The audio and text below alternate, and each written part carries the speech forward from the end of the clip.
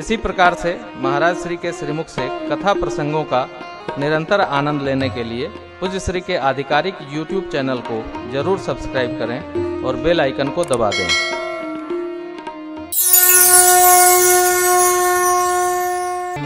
प्रतीक्षा प्रतीक्षा, सदगुरु ने कहा प्रतीक्षा करना। मैं जा रहा हूं, मेरे राम आपसे मिलने यही आए।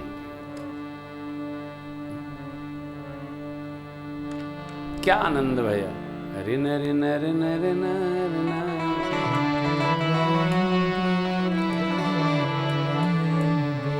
राम आएंगे आएंगे राम, मेरी झोपड़ी के भाग आएंगे राम, मेरी झोपड़ी के भाग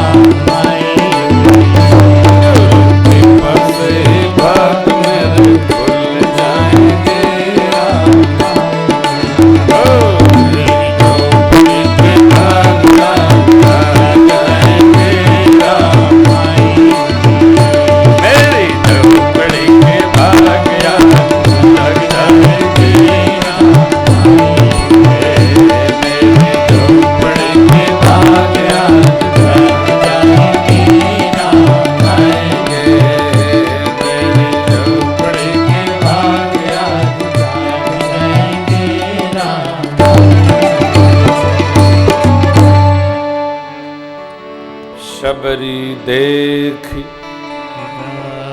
राम गृह मुनि के बचन समझी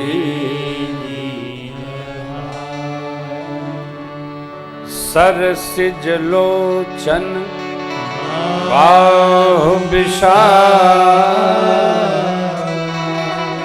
जटा मुकुट सिर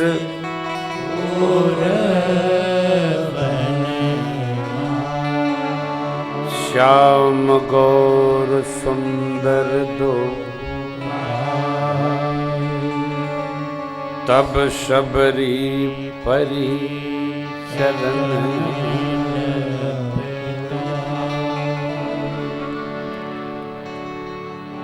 गुरुदेव ने बताया था कमल नयन होगा उनका, कमल की पंखुड़ी के समान आंखें होंगी, घुटने से भुजा थोड़ी लंबी होगी, अजान बाहो विशाला, सिर पर जटाओं का मुकुट होगा, जटा मुकुट सिर, कंठ में वनमाल होगी और वनमाला, सांवले गोरे दो होंगे दो होंगे, एक सांवले एक गोरे, श्याम तो दिख गया, गौर पीछे देखा शबरी जी ने, श्याम दो भाई।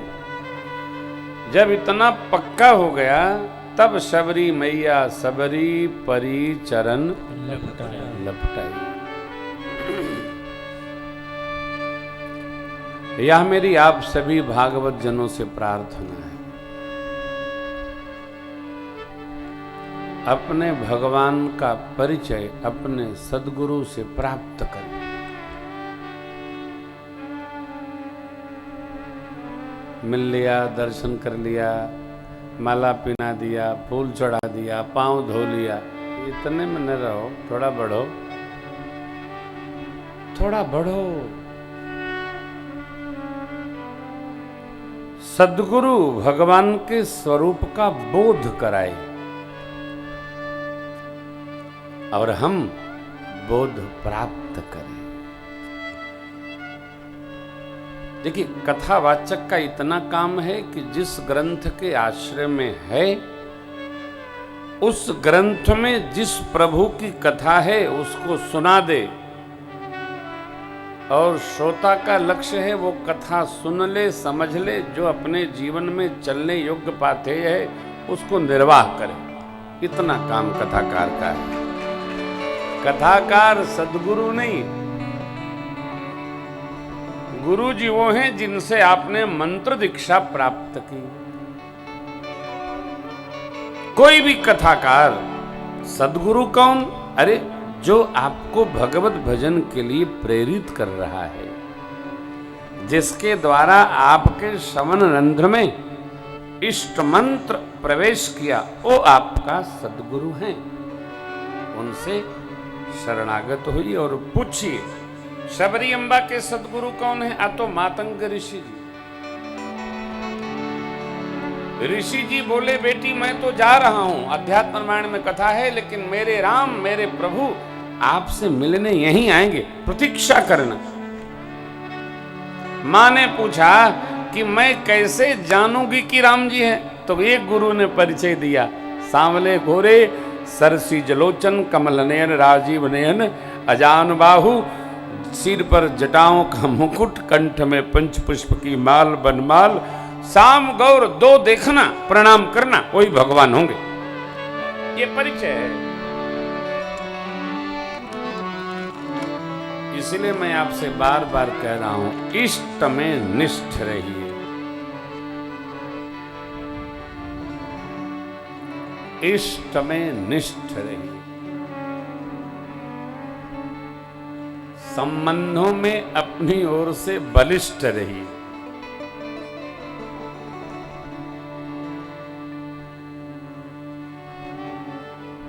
स्थान मिलेगा तब न कोई प्रवेश करेगा जी। इष्ट में यदि हम निष्ठ हैं तो उसमें दूसरा कैसे प्रवेश करेगा? नहीं करेगा ना। बस बहुत नहीं सुनना है, थोड़ा सुनना, उसी को समझ लेना। शबरी अम्बा पढ़ी लिखी नहीं है,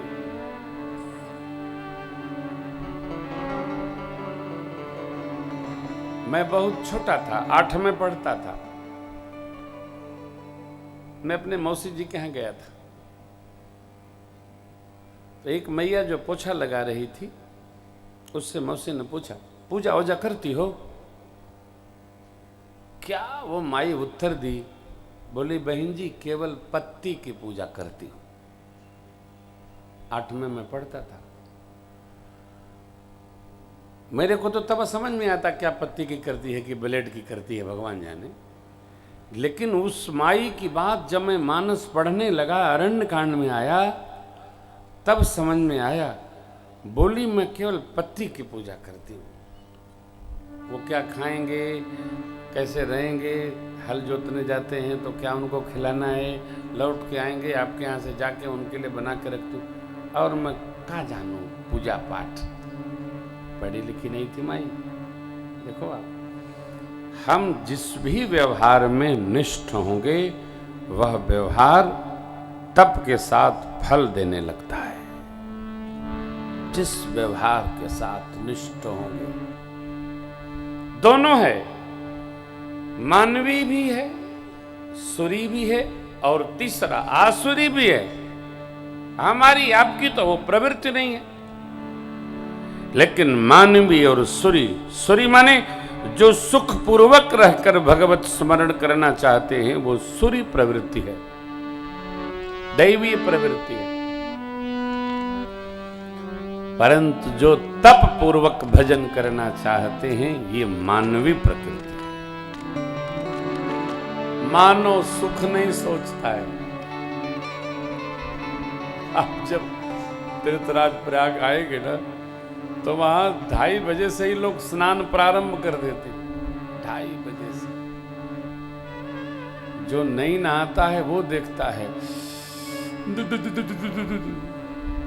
जो नहीं नहाता उसको ठंड लगती है, लेकिन जो नहाता उसको नहीं लगती।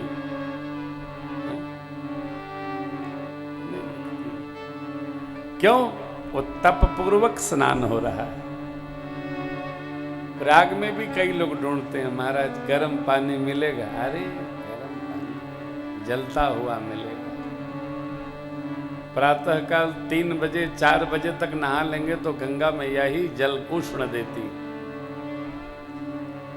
अब 8 बजे के बाद गंगा मैया भी ठंडी कर देती हैं। यमुना जी तो महा ठंडा कर देती।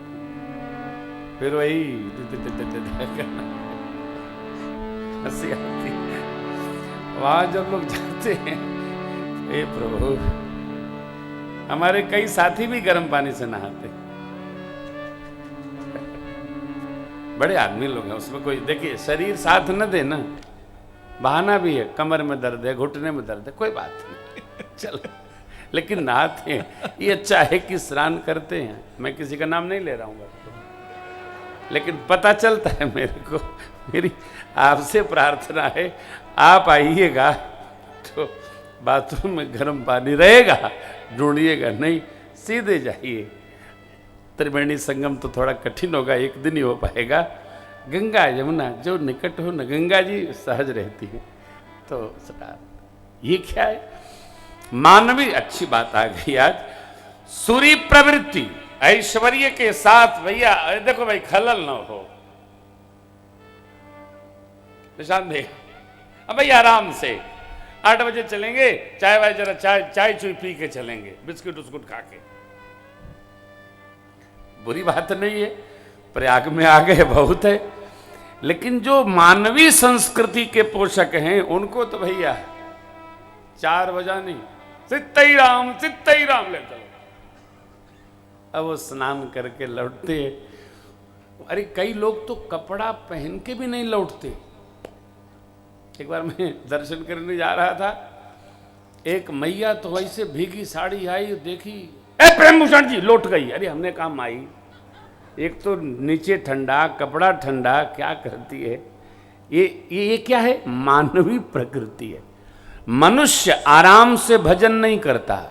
देवता अरे 8 बजे उठेंगे, पानी लाओ, चाय लाओ। देवी प्रकृति, सुरी प्रकृति है, बुरा नहीं है, लेकिन हम लोग मानवीय संस्कृति, मानवीय प्रकृति के लोग हैं। हमारे आप से ही धर्म चल रहा है। श्रीमान जी लोग जो बैठे हैं, बुरा न लगाएंगे, ये जो मानवीय संस्कृति के पोषक लोग हैं ना, यही धर्म में गति करते। जो 20% अपर स्टोरी है, कुंभ चलना है, बड़ी भीड़ होगी। दिल्ली से अधिक जाम कहीं नहीं लगता है। चलते हैं कि नहीं चलते? चलते हैं ना। अरे साहब, 5 मिनट के लिए लोग बुलाते हैं और 5 घंटा लगता है। भीड़ सब जगह है, परंतु जो मानवीय संस्कृति के मानने वाले लोग हैं, इसी में धर्म, वही नवरात्र में दर्शन में जाते हैं, वही वैष्णव माता जाते हैं, वही शिव जी के 12 ज्योतिर्लिंगों में दर्शन करते, वही बांके बिहारी के यहां खड़े रहते हैं, वही सर्वत्र धर्म फैलाए हैं। हम आप अच्छे हैं कि उसमें आनंद ले रहे हैं। ये मानवीय संस्कृति है, सबको रमाए रहिए। कहीं कथा नहीं सुनेंगे। भगवान करे बुद्धि हमारी आपकी ऐसी बनी रहे। ये संस्कृति मानवीय संस्कृति।